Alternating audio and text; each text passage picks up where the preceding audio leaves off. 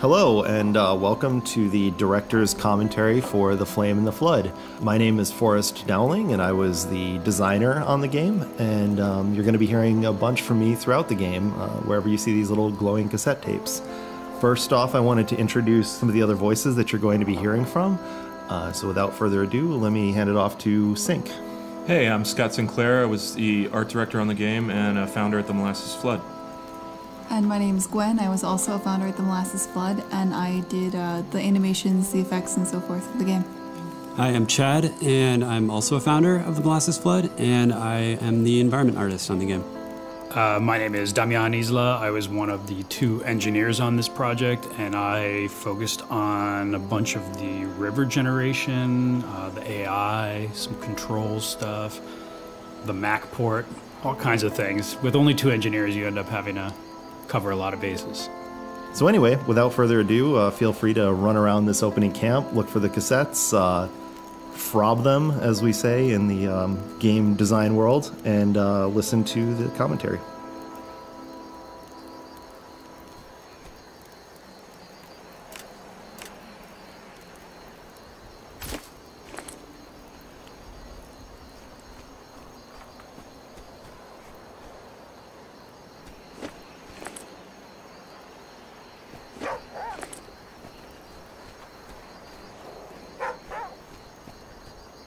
This is the opening camp. We call this Camp Pinewood.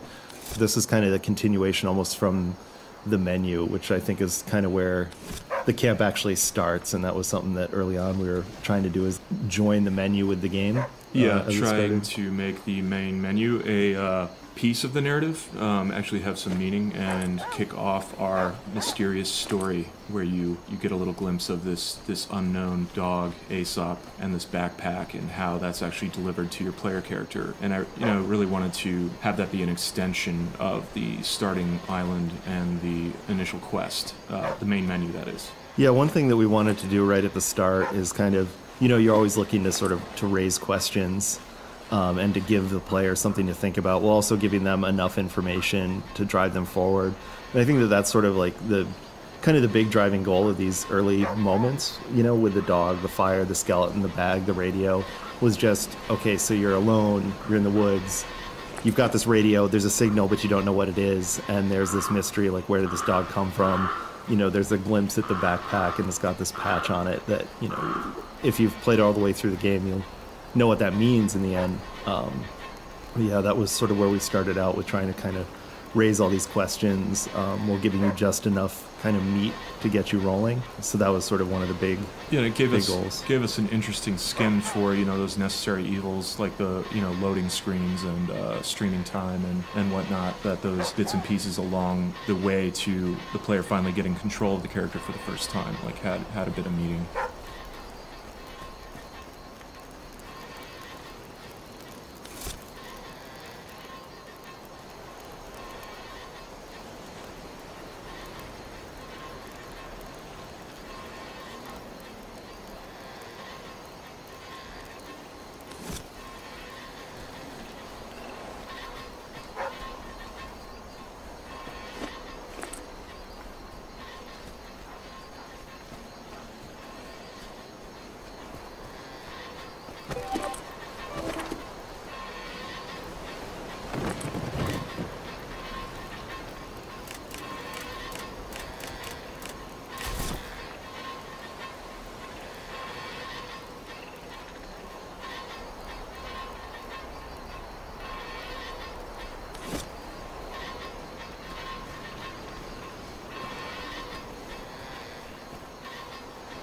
Pinewood is one of the most special environments in the game for me. I think it's our oldest environment that stayed in the game.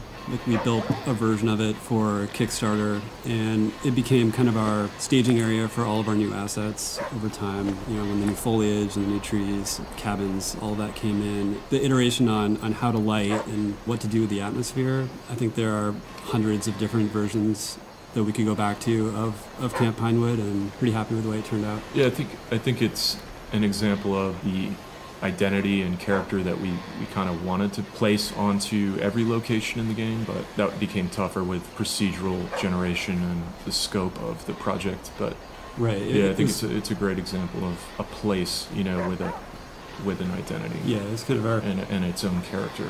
What we were hoping to reach, and I think some of the other bespoke locations got closer to that. Yeah. Yeah, exactly. In the campaign mode, definitely. It did become a challenge, I think, to preserve that and also figure out the amount of tutorial and design elements that we needed to sort of cram in there after the fact. But, so goes game development. Watching people play, the first thing I sensed when watching playtesters play the game was in the opening camp they immediately fell in love with the dog. And I think that's part of the narrative work that Sync did early on, even from the Kickstarter. We had this scene where Aesop would drag this bag over to you and you would pet Aesop, and then Aesop would kind of playfully chase you around, and in the entry camp in the opening area, Aesop was always really happy all the way through until you embark on the dock, and you have this moment where you pet the dog on as you start your journey. This built a lot of closeness between your character, Scout, and Aesop the dog, and I think that actually resonated with people pretty well. I think that was something we were pretty successful with. I remember our goal related to that initially was to consider the player character as a three-part entity. You have Scout, the dog, and the raft, and wanting players to quickly feel like that combination of pals was the character, was your player, that the dog and the raft were a prime extension of your character. And as things go awry in the game, the raft gets dinged up, and as well as you get dinged up, but Aesop's always by your side, your loyal dog. I was pretty happy with how Aesop turned out. I think he was a pretty lovable companion.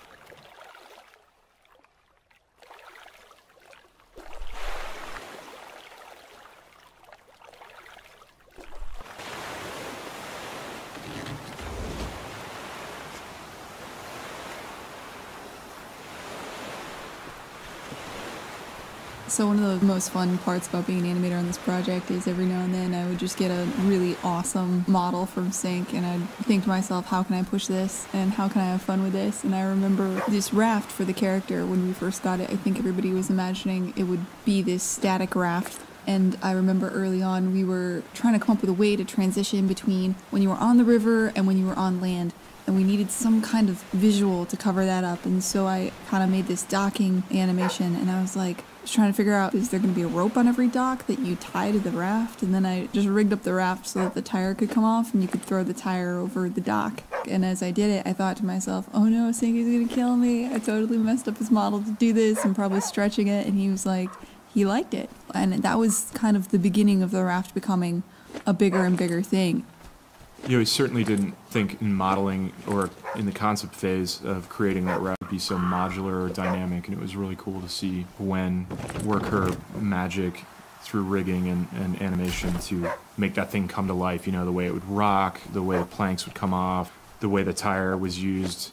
It's amazing for how few back faces were put into that model. Yeah. You keep in mind, I took the initial rafts and I made it have damage states, and I made it so that things could fly off and stuff. And then after the fact, we decided that we needed to be able to upgrade the raft. We needed to be able to bolt all these other things onto the raft. And you had this temporary shelter that was always there, and that had to... Oh, that was such a challenge, too, of trying to fit all that stuff into, like, what amounts to a few pixels on screen.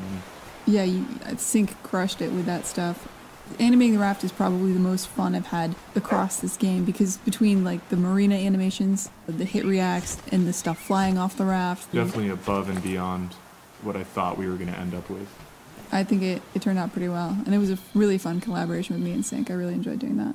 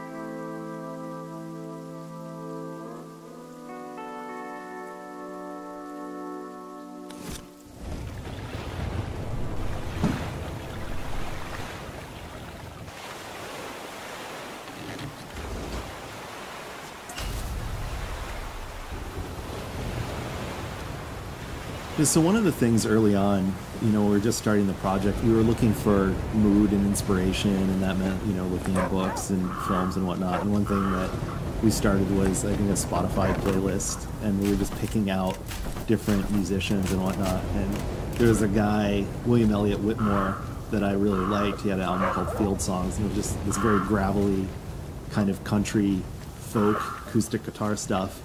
And I started playing this for Sync and the folks in the studio, and we started building up this playlist. And Sync at one point kind of interrupted and was like, I know a guy who does this kind of stuff, and that, I think, sparked us working with Chuck.